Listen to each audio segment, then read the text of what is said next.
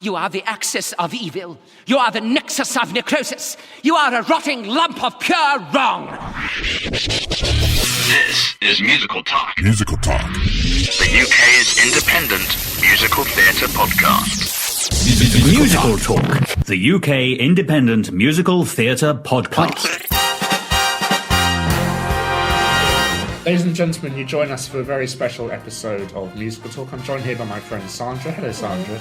A new voice to the podcast, Jen Green. This is your first ever podcast. Hello, Jen. Hello. You'll be hearing more from you in a future episode that we have planned, which is groundbreaking, I will say. My name's Nick Hudson. I'm joined here by the writer of London's most famous musical at the moment, half of the writing team, Mr. Dennis Kelly of Matilda the Musical. Hello, Dennis. Hello. How are you? I'm all right, thank you. Good. Yeah. I will introduce you, I think, as writer of the world's most disturbing monologue, I think, because we were listening to it earlier before you arrived. The world's... Which one is that? I shall hang you from your... Oh! That was the funny thing about that monologue, is it's never meant to be... heard, is it? No, yeah, because it's the thing that goes on under quiet, yeah. So I had to. They needed something for Bertie to say, so I just thought I'd give it a go. And when I wrote it, people seemed to like it more than the other stuff that they could actually hear. It should have been a counterpoint. Yeah, that's right. Yeah. What did you think about the decision to include it on the CD then? Oh no, I loved it. Yeah, because it's a hidden extra, isn't it? Like it's you don't know it's there until I didn't get it the first time. No, right, yeah. I was really pleased that someone could get to hear it. You know, my favourite part of it is where she says, "I shall hang you by your feet until all your bodily liquid drains out of your nose into jars." It just seems, and she's going to send them to their parents. It just Has seems. She been having an Egyptian moment? No, it just seems so trunchbull. It seems like such a ridiculously excessive punishment. It's quite a Roald Dahl thing to say and do as well, isn't it? I guess so. Yeah, I guess so. And I guess we should congratulate you and everyone else on the record-breaking Olivier Awards. Yeah, thank you very much. Thank you. The history of the show. What was that evening like? I suppose we hadn't really expected to do as well as we did. I mean, personally, I think awards are strange things, and my sort of theory with awards are that they're sort of like finding a 20, you know, it perks your day up, but you shouldn't take it too seriously, you know what I mean? And I mean, what do they sort of mean? I mean, actually, that you know, what really matters is what people think of the show, you know what I mean?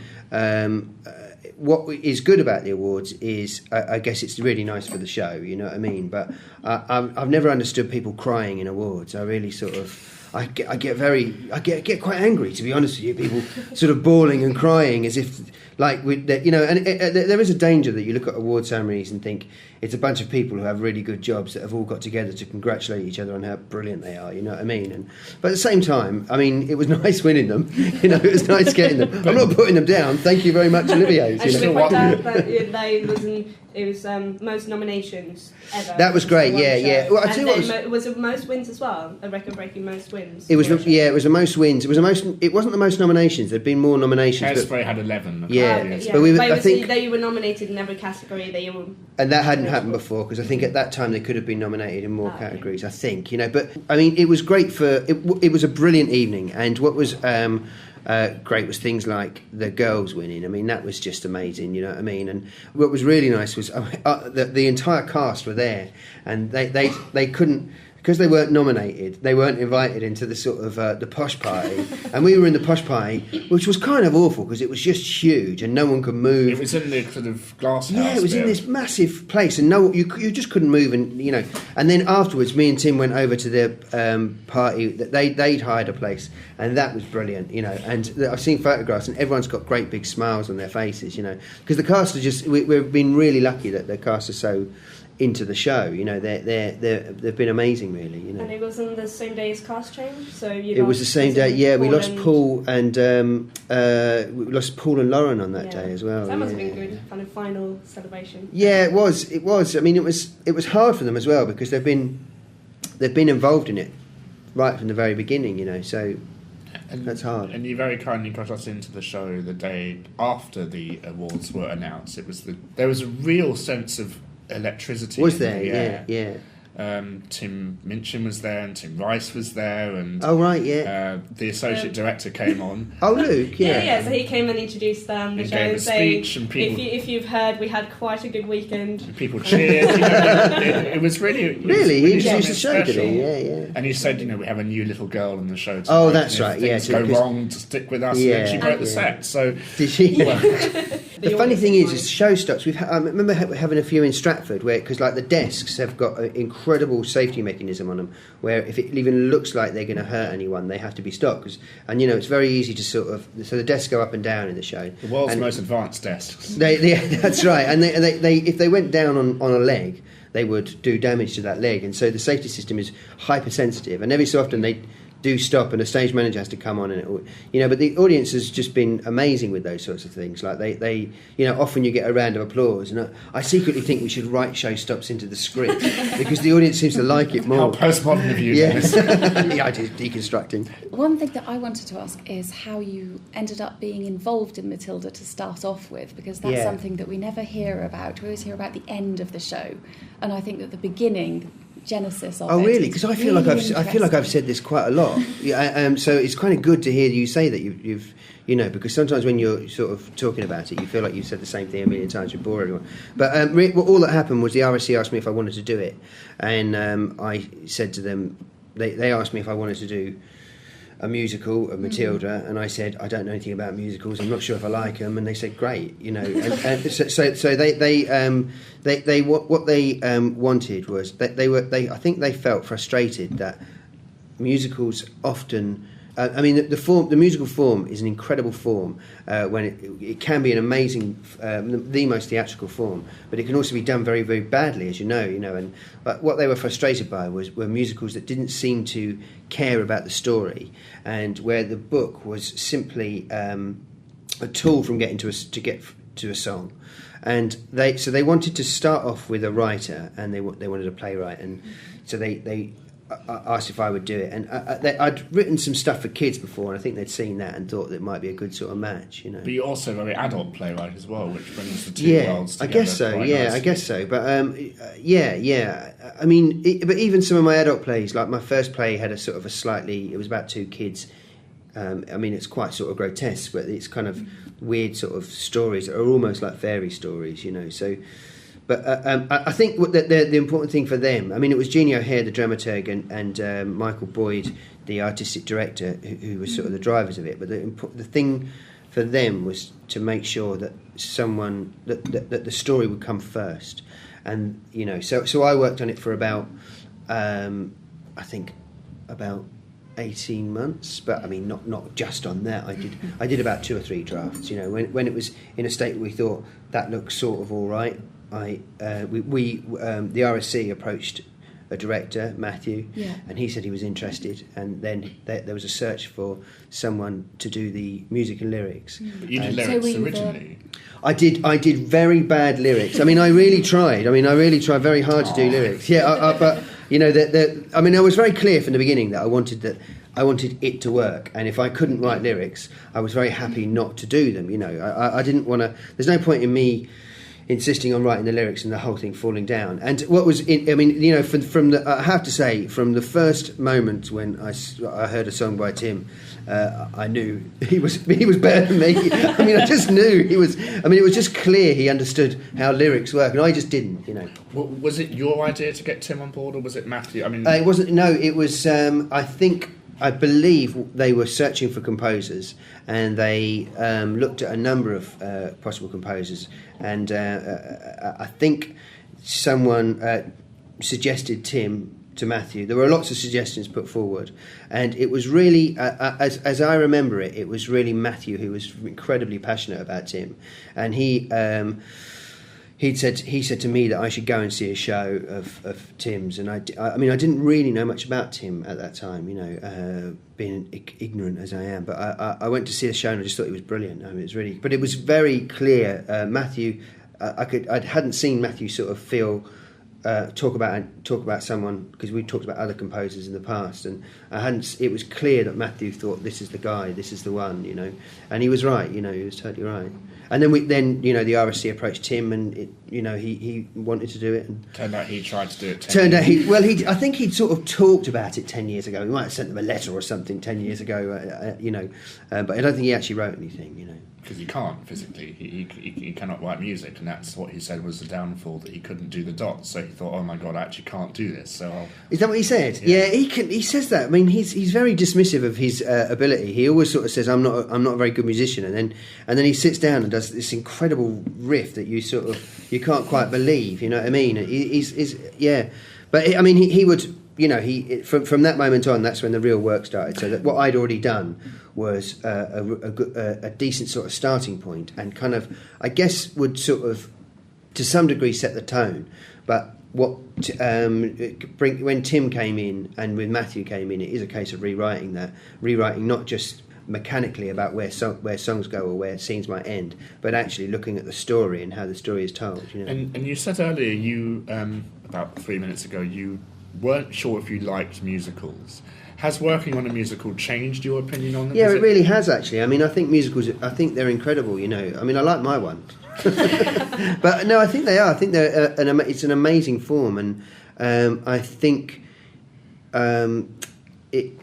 what was interesting was, as a playwright, you do a lot of detailed stuff, you know what I mean? And so I've written a lot of plays that are kind of very detailed, with very detailed dialogue, and when you're doing Matilda, sometimes the dialogue isn't as detailed, and the characters are kind quite of broad strokes. They're very broad, they're drawn in sort of crayon on big magic marker, but it doesn't mean that truth is any less powerful, and in some cases is much more powerful. And like, for example, the moment in Quiet where she sings Quiet, it always breaks my heart when you just see that little girl on that pile of books just singing Quiet. It breaks my heart in a way that I don't think I could do without a song. It needs what Tim has done. Just that nice kind of quiet,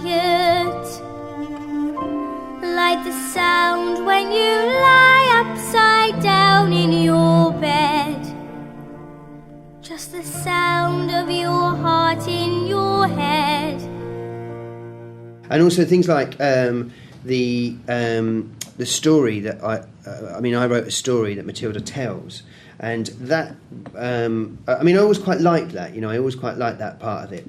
We wrote various things, but when it really came alive was when Tim put music to it. I've got to be honest. It was the music really just gave it a sort of a background. I think where musicals aren't often good is when people don't bother about story. They sort of take things for granted. There are weird things that are said about musicals. Like, for example, people often say a musical has to have a hummable song. And you sort of think, why? There are so many that do have a kind of a hummable song, and then a load that are crap. Yeah. Well, you don't leave Shakespeare reciting the speeches, do you? You just go. No, you don't. You enjoy the pace of it and the rhythm and things. That's what I feel about musicals. They should be about the story first, and then you add to it. That's what music does. It adds when words don't really do it. Well, it tells stories in a way that words can't, I think. I think it tells a story in a way that...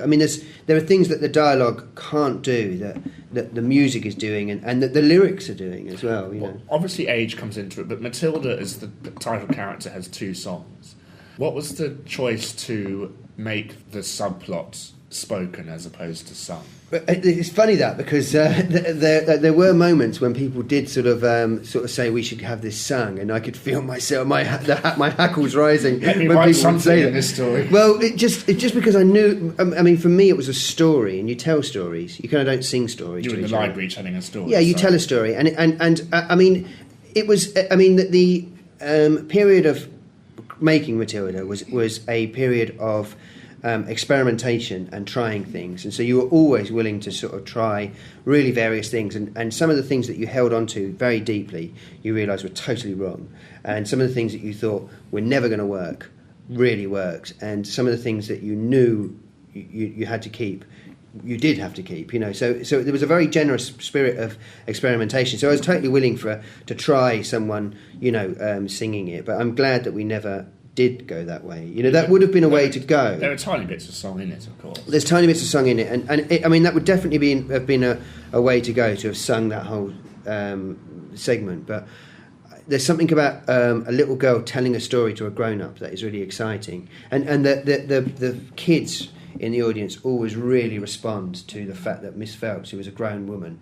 just believes everything Matilda says, you know. So how did you just go about deciding where the songs went? It was a mixture of a whole bunch of things. I mean, initially in the script there were gaps, and did you deliberately leave those? Yeah, so I would leave a gap, and I might have written something like a song about something here, you know what I mean? Initially, there were also my songs, which I've never shown to Tim. I've been too embarrassed, and he keeps asking to see them, but they're too bad. But I'd like to be a fly on the wall when that happens. Yeah, that's right. Tim once said that a lot of the gaps that I left were you know, he reckoned about 50 to 60% were kind of right. I think that's probably being over generous, as I remember it. I think, and so Tim would come along and sort of go, well, actually, I don't think we really want a song there about this, but what about having a song here? You know, he would sort of, so his job was to sort of, you know, his job was to make the songs and to decide in conjunction with everyone else where the songs would go. So he might sort of say, Miss Honey needs a song, and where she needs it here in this particular place, you know, and then there'd be a process of us debating that, talking about it, you know, in conjunction with Matthew and Chris Nightingale, the musical supervisor, and it was an incredibly collaborative process. Matthew, the director, is very good at trusting the people he works with, so he kind of... well, he works with the same people a lot. He does, yeah, but he's very good at sort of, like, if as a writer you really want something in, I think you can generally you can convince Matthew, and that's not because he's a pushover. It's because he sort of believes in the people he works with. And what it makes you do is it makes you never ever try and convince him unless you really need to. Whereas what you do with a lot of other directors is spend a lot of time having fights that you probably didn't really need to have, and it becomes about personality and stuff like this. So Matthew is very good at handing those things over to people. So you know, you have these big debates about where it should go, but you also know that really the music realm, the song realm, is Tim's. You can talk to him about it, and you can influence him, and you can have conversations about it, but that's his stuff. Same with me and the dialogue, you know what I mean? Didn't Tim write the Hannah song in an afternoon or something? Yeah, he did, yeah. He went upstairs. I remember we were in the rehearsal rooms in Clapham, and we sort of talked about, we got into this debate about songs and what we need, and needing a song, and maybe needing a song here. And he went upstairs and came back with this song that was just so funny. Everyone was just rolling around. I mean, and actually the way he does it is brilliant, I have to say. The way he does, you know that bit that goes, if you want to throw the hammer for your country. Well, he did that. It just made me wet my pants. I mean, it was so funny. You have to stay inside the circle all the time. And if you want to make the team, you don't need happiness or self-esteem. You just need to keep your feet inside the line. Sing, children. 2, 3, 4. If you want to throw the hammer. But he writes very fast, Tim. Like, if he has an idea, he goes with it, you know. So, but that said, some of the things took him a while to write as well. What was it like adapting the book?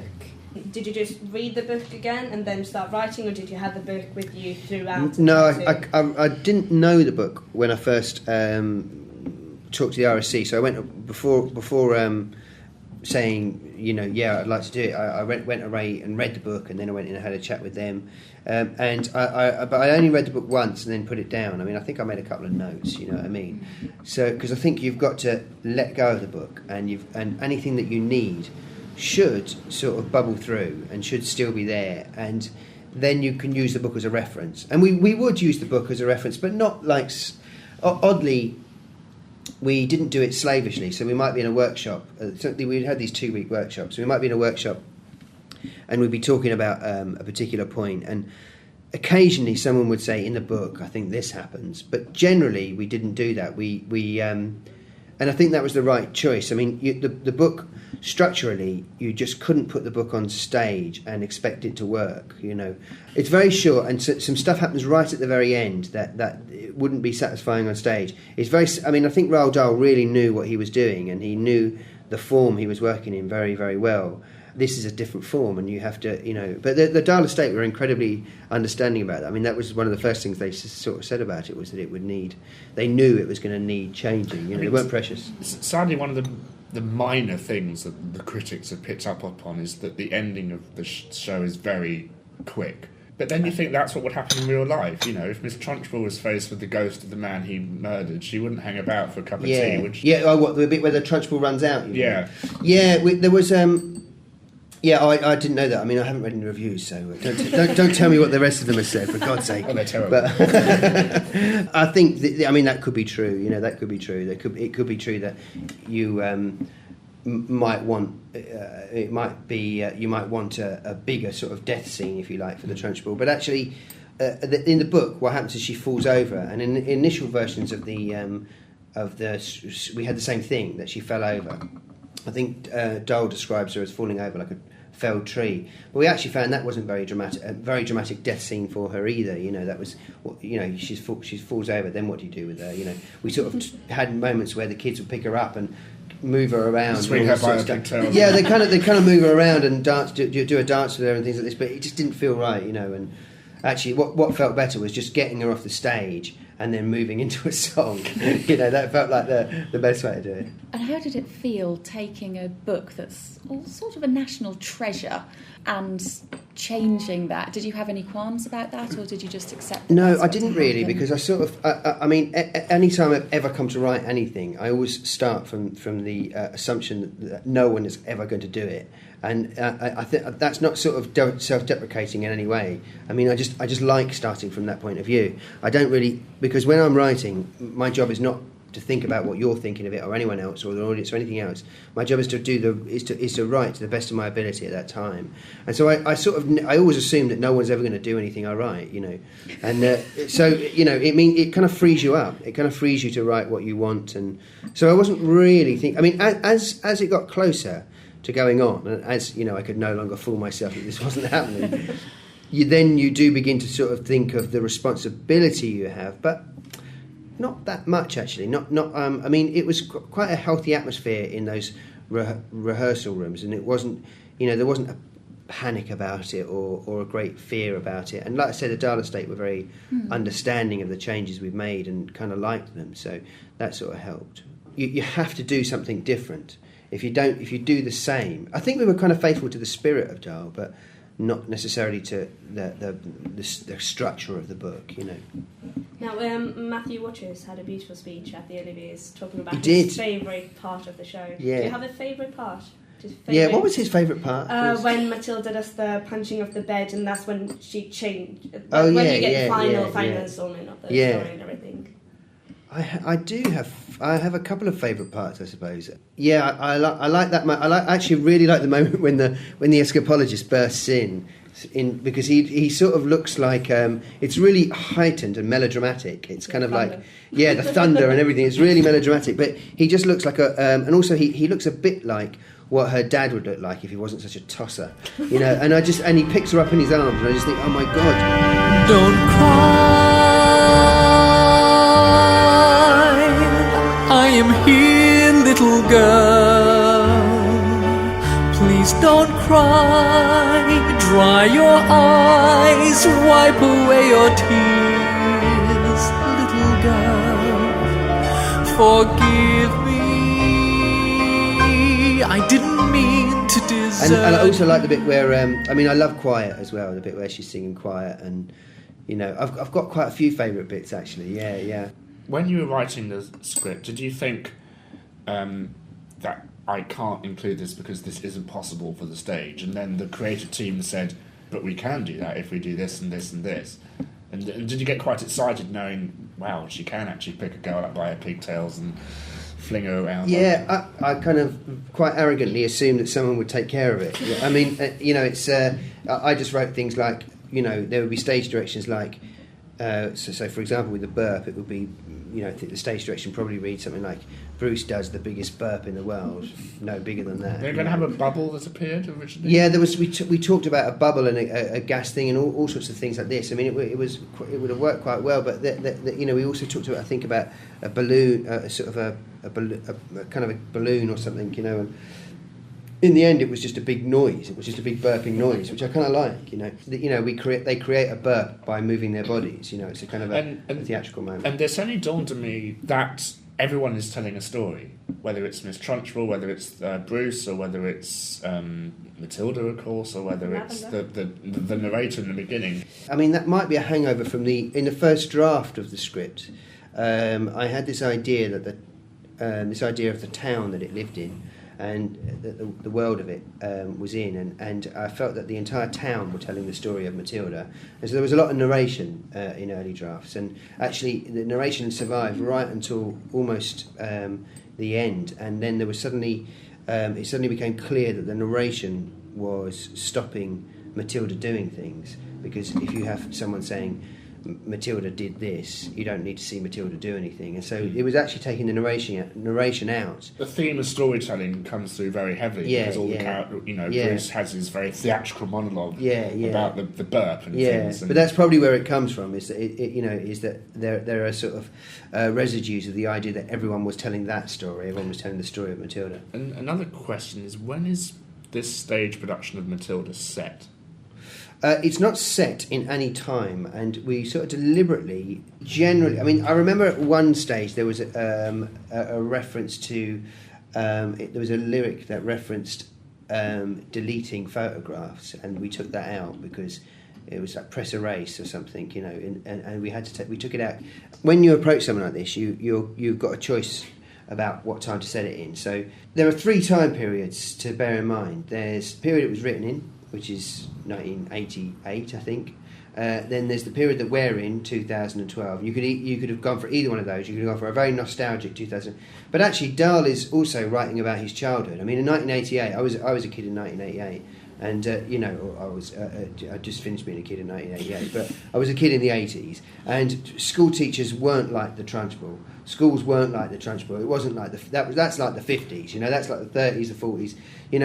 And that's what Dahl is sort of writing about. So weirdly, what Dahl does is doesn't really write a time. He writes a time that references a few things. The film had no time period either. Yeah, I've never seen the film. I've not seen it. But it still had no. I've not seen it. Time Was period. that a deliberate choice? I just didn't want to be influenced by it. I didn't want to see what it did. Because if you set it now, it becomes dated in 4 years' time. If you make sort of. Well, it wasn't so much that. It was just that we wanted that you can set things. The only reason anything is in any time is because someone says it's in this time, and you do that by I don't know, if it was in the 80s, you would. What were people doing in the 80s? You put someone who was listening to a Walkman, and instantly we would all go, "Oh, it's the 80s, isn't that great?" Or if it's the 50s, something else. This period, there's something else, and we just it just didn't. It seemed like we could set it in a non-time, a kind of a slightly fairy time. You know what I mean? Dahl writes modern fairy tales Because Mr. Wormer's very 50s. He's a teddy boy, and he's got that horrible. Things, the clothing. I straight guess he from is, the book, yeah. I guess so, yeah. I mean, he's got a bit of a quiff going on, hasn't he? Yeah. And what did the characters who played the roles bring to the book? The actors who played. The actors who played the bring to characters, the book. Bring to your book. Would they suggest lines, or would they suggest mannerisms? Yeah, they'd try. No, they would, and sometimes they were right. I mean, they certainly suggest. They created their own roles. I mean, I wouldn't tell them how to walk and talk. So, for example, Bertie, especially, he's almost method actor, isn't he?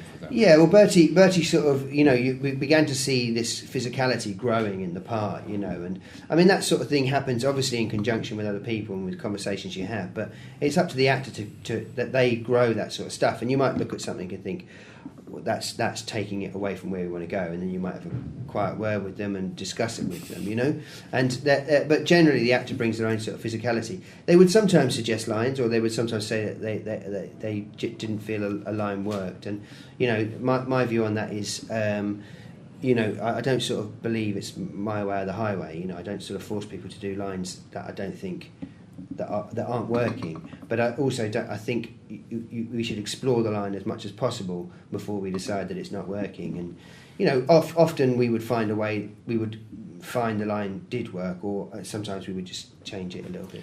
There was an article in the Daily Mail about Matilda saying it's the most unpolitically correct musical ever written. Do you think Matilda has a political point about the education If it was in the Daily Mail, it was probably written by Quentin Letts. It was certainly written by to shorten the answer, if he said it, I don't agree with it.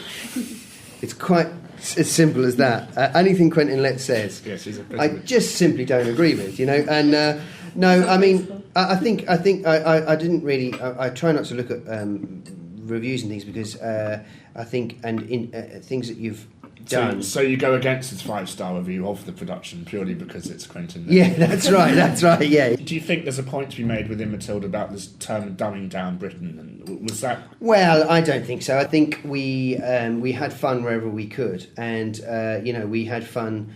I did actually see that article. I think now that you mention it, I think it's the one. I think someone sent me a link to that, and I did see the opening of it. I couldn't really read much further without vomiting through my eyes. But it seemed to me that he had read the play as a kind of anti-political. Read the musical as something that was anti-politically correct, and it kind of missed the fact that the good, kind teacher that sort of uses generosity and believes in people as human beings is the one that triumphs ultimately, and the mean, cruel, horrible... I mean, he seemed to think that the Trunchbull was someone that we should aspire to be, and we should have people... but, he's probably not the best person to look at these things. But if you're asking me personally about political correctness, I think there is this notion in this country that people talk about political correctness gone mad and all this sort of stuff. I'm really glad that I live in a politically correct country. And, I mean, when you look at... when black footballers go to other countries, they get treated appallingly sometimes in Europe, and that doesn't generally happen on our stands as much as certainly not as much as it used to. I mean, I'm glad we live in I'm definitely glad we live in a politically correct country. We've got a long way to go before we have anything like parity for a lot of people in our country, and I think it's so certainly it's not against. I just think he's misread it. I think he's totally misread it. I mean, maybe there is a bit of books are better than telly, but there's not even that actually, because what we tended to do was Tim has a lyric in When I Grow Up which says, "I will watch TV until my eyes go square," and it was about stories, and I think stories are beautiful wherever you find them. We changed it a little bit so that it became about stories rather than books. And stories, you can find stories in TV that are amazing, and you can find stories all over the place that are incredible. You can find terrible ones, you can find bad ones, but they can be things that just really elevate our lives. The thing that stood out to me at your wonderfully prepared Olivier Award speech... He's being sarcastic because I didn't prepare anything. ...was you thanked the public, the subsidised theatre, which it's becoming a big player in London now, with Matilda and Warhorse and One Man, Two Governors and all the Chichester stuff. And in this country, we have a very commercial theatre, and we have a subsidised theatre. And what is interesting is those elements of theatre talk to each other. If you go to France, that doesn't happen. People who work in subsidised theatre do not work in the commercial theatre, and there's a very big difference between them. There are really good things happening in commercial theatre, but our subsidised theatre is it's something that we should be really proud of, and we don't spend a lot of money on theatre. We don't spend a huge amount compared to GDP. If we cut all the theatres in the country, it would do very little to our deficit, and what we get from those theatres is incredible. We get there are theatres all over the country where people that are doing amazing sort of work with all sorts of communities, doing all sorts of really interesting education work. And theatre, I think theatre can sort of change your life. You know what I mean? If you there's kids going in and sort of messing around in theatres, and it just gives them something. It gives people something to do. But apart from that, artistically, we seem to be making some quite good work. And what did the RSC bring to Matilda? I know that must sound like a silly question, but what did they do that commercial theatre wouldn't? Was it unlimited funds? No. I mean, it's not about the money, and I don't think they would have. I think a commercial producer would probably have spent more. I mean, if you look at something like. You hear about these musicals, Spider-Man. That's a commercial producer, and they've poured huge amounts of money into it. The RSC couldn't put the same amount of money into it. I suppose what the difference is, first of all, no one would have touched me with a shitty stick. I mean, that is, no commercial producer at that time would have come near me. Probably quite right, because they wouldn't know who I was. I wouldn't have had the reputation. Why should they? Tim would be quite risky as well. I think Tim would be quite risky. Matthew wouldn't be risky, because Matthew has done so much, and they would know who he was. But I don't think they'd have come to me and Tim up to do this. I think what the RSC also did was they let us get on with it. You know, they let us make it, and so we really did make exactly what we wanted to make, and without anyone worrying about a particular demographic or anything like that. I mean, I don't want to be unfair to commercial theatre, because that is not necessarily what happens in commercial theatre, and people are there are some incredibly creative commercial producers that understand how it works. But I think the RSC did just let us get on with it, and I think that was a really useful thing. It's off to Broadway, so congratulations with that. Apparently, and it seems to be. And I read that you've been pressured by Americans to Americanise it, but that's not going to happen in a month of Monday. I don't believe we've been pressured by anyone. I mean, I think wherever you read that might have been wrong. Wikipedia. Wikipedia? Yeah. Oh, Jesus. No, I don't think. I mean, I don't think we've been pressured by anyone, as far as I'm aware. When we first started talking about the possibility of Broadway, we had a question ourselves about Americanising it, and that was nothing. It was nothing to do with making it more commercial or making it more, or pandering to the Americans or anything like this. It was a very simple thing, which is that we will have to have American kids. We can't fly all these kids over there, and I mean, you can't do it because of American rules, union rules, but also all these kids have got their families. You know, you've got to have American kids, and there was a question about whether American kids could do English accents. They can do Geordie accents, so surely a plummy British accent is yeah, that's maybe that's right. I mean, but the thing is, you have to explore that. You can't just take that for granted. You can't say it will definitely go that way. And if we did find out for some reason that these kids are younger as well, and there's a lot of them. If we found out that we couldn't get kids to do passable British accents, we would have to look at changing it. And I don't believe there's been any pressure, not that I know of. I don't One know. Man, Two Governors doing incredibly well on Broadway. So they love all that kind of British stuff. Yeah, don't I think so, and I think they're people in New York tend to be people of the world, and I don't think you have to sort of change everything for them, and But I don't actually know if it's. I mean, there's so much still that's open about the whole thing. It hasn't really started, even if it's going to start. You know what I mean? I sort of feel like it's. I don't even know whether it's officially there yet. How do you think that American audiences will respond? Do you think that it'll be different to playing to a British audience? I genuinely don't know. I mean, I don't know much about. I don't know a huge amount about Broadway theatre. I know. I mean, my plays have been performed in many different European countries, so I know a little bit about European theatre, and my experience there is that whatever you think you know about it is wrong. And every time I go to a new country, I make a huge set of assumptions about it, and I understand that I know absolutely nothing about the country or their theatre, and so in this country we have this weird sort of fetishisation of European theatre as this weird kind of strange thing, and it's just totally crap to talk about that, because each country is different and their theatres are different from each other, and yet we all share things in common. So anything I think I know about Broadway theatre is probably wrong.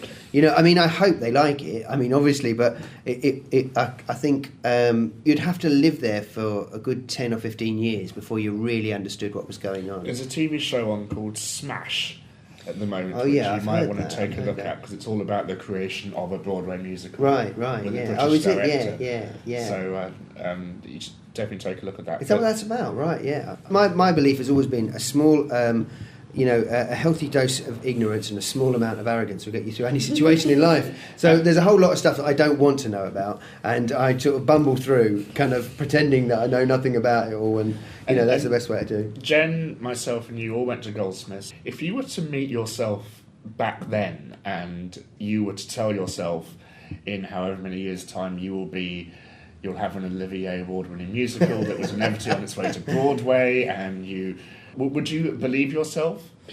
I don't know. I don't know. That is a really difficult question to answer. That's almost impossible to answer, I would think. When I grow up, when I grow up, when I grow up, I will be strong enough to carry all the heavy things you have to haul around with you when you're a grown up. And when I grow up, when I grow up, when I grow up, I will be brave enough to fight the creatures that you have to fight beneath the bed each night to be a grown up.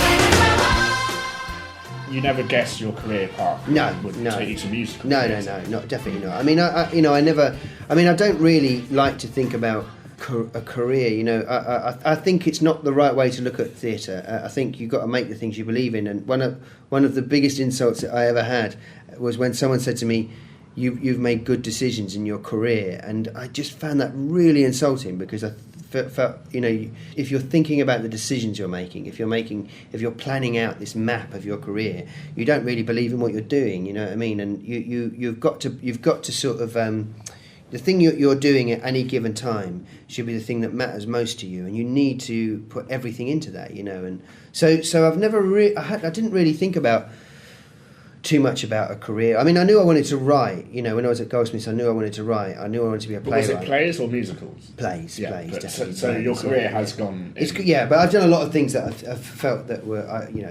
seemed like things I wouldn't do, you know, or strange things to do. But I was just happy that anyone would pay me to write. You know, that I could. It's a lovely thing to be able to do. Isn't Yeah, it? no, I mean, to be able to sort of, spend time writing is, you know, I must say though, a few years in, you begin to feel the stress. You know, that's the thing, is that, you know, after a while it becomes quite stressful. And you referred to scenes in Matilda last time we spoke as sketches. You said, you know, in Miracle I had this sketch where the mum and we dad... call those sketches. I mean, we call those... I wouldn't refer to other scenes as sketches. There are two scenes in Miracle. There was actually a third that I think I cut at some stage. But there are two scenes in Miracle which sort of tell the pre-life of Matilda. And so I refer to those as sketches because they're like little sketches, you know. Is this going to take much longer, Doctor? I've got a plane to catch at 3. I'm competing in the biannual International Amateur Salsa and Ballroom Dancing Championships in Paris. You're getting on a plane, Mrs. Wormwood. Oh, yeah. I've been training 4 hours a day for the last 2 years, and I can tell you one thing. If Jennifer Littleton thinks she's walking off with the coveted golden shoe this year, she's got another thing coming. Okay. Now, you said that working on Matilda and stuff changed your view on musicals. Do you go and see musicals a lot, or is it... Not really. I'll be honest. I don't Matthew really. introduced you to Ghost? I've seen Ghost. I like Ghost. There are Ghost. similarities, aren't there? Because it's interesting, Matthew, I think... ghostly... Yeah, I guess the revenge thing and the people stuck in each other's worlds was something Matthew brought up. Yeah, I guess there are. Yeah. I mean, I should see more. I definitely should see more. They're very expensive, though, aren't they? If they could bring the price down, that would be wonderful. Then we could all go see them, you know. And that's another good thing about the subsidised sector is the price. And what RSC does for Matilda is they do £5 day seats for young That's people. right, So yeah, between the age of yeah. 16 and 26 or something. Yeah. Which I know you have to queue up quite early to get. You do have to queue up early, but they're there. You know what I mean? And I think it's great they do that. And I think there should be more of it. To be honest, Just to get younger people into theatre. The house. Well, it should just be possible to see this stuff. I think, you know, and it's very difficult because there are commercial realities of playing Matilda that have to be met, you know, or of any musical that kind of have to be met, and so it is tricky. But I mean, I'm kind of pleased that even our top price tickets are generally cheaper than most musicals in the West End. There's no booking fee, for example. Yeah, that's right, and you know, they're not £90. You know, they're kind of they're sort of, and that's the top price seats. It would be nice to see more cheaper seats. The most amazing thing when you see the show is the first almost shock of walking into the auditorium. You've never seen a proscenium arch like it before. Set is good, isn't it? What was that like the first time the box was revealed? Well, it was more than just a box. I mean, I think they had to. I remember going in, and there was a guy that was working on a computer program moving the tiles. It was a 3D animation program. You know, there was about 4 people working in Rob's studio, and I went to see it, and then I saw the box, which I think they had to make. I think they had to do it from an a plastic inkjet printer. You know those plastic printers that was the only way they could actually make it because of the budget gone there. That was it. Yeah. It was just brilliant. The moment I saw it, I just thought, you know, it was exactly. Writing it, you obviously have a vision in your mind of how. No, not really. I mean, I'm not very visual, so I hear voices very, very clearly, but I don't really sort of visualise characters. I mean, I kind of have a shape of them, or you know, I kind of feel a character, but I don't really know what they look like. So I didn't know Mr. Wormwood would look like that. I mean, you get from the novel, you get certain visual clues, but actually, I really didn't bother with those too much because I sort of wanted to. You know, but it's nice that Rob Howell, who did the set and costumes, almost went to Quentin Blake's in some ways perennial illustrations and brought the quirkiness out in the costumes. The first time I saw that set was this model box was amazing because it really did look like. I mean, I remember Rob had said he had this idea that it was like you'd thrown a big bunch of Scrabble tiles up and they'd stuck. And I went in and it looked exactly like that. And then I love the fact that everything was made out of Scrabble tiles and the flats. I mean, actually, they're quite traditional, aren't they? The way the flats sort of roll in from the side, but they're sort of given this little twist because they're all made out of tiles, really, you know, and everything is made out of tiles. And it just means that, you know, you walk into that auditorium and people are looking up straight away. They're excited because they're looking up and finding words in the thing. And, you know, I mean, the only worry is would they find that more interesting than the action? You know what I mean? Like, you know, you don't want them to keep doing that. But do you go to the show regularly, or you sick of it now? I'm definitely not sick of it. I mean, I don't go. I wouldn't go regularly because I think.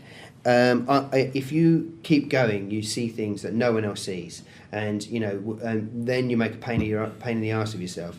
So you'll give a note to the poor. I mean, we've got 2 associate directors, Lottie and Luke, who you met, and they are brilliant. I mean, they're incredible at keeping the show running. They're very young as well. They're very young, but I mean, they're amazing. I mean, I remember the first time after the. Press night, I went in to see it, and I really expected the show to have drifted and to have really got slack. Nice. Well, I did. Because that's what happens with shows. They drift. They get slack. You know, you work on them and they drift. But actually, it just tautened up. I mean, they've been amazing. What was it like moving it from Stratford to here? Because you saw the show in Stratford, didn't you? Because I've only seen the West End show. What was it like? It was I mean, it was. We looked at certain moments, looked at them again, and also we understood that certain things that had worked in Stratford didn't work as well here, or things would work better.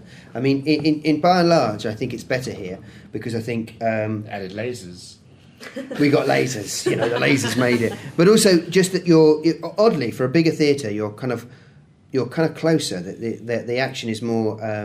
It's a smaller stage, so but there are things that there are some things I miss from Stratford because it has a thrust stage, and that we could move through the auditorium a bit easier and things like that. And there were some nice moments there that you know you always really liked. But I think by and large it just felt better once it got into the Cambridge. Actually, I prefer it in the Cambridge theatre. You know, you've worked in a variety of different mediums, ranging from TV to theatre to musicals. Do you have a favourite?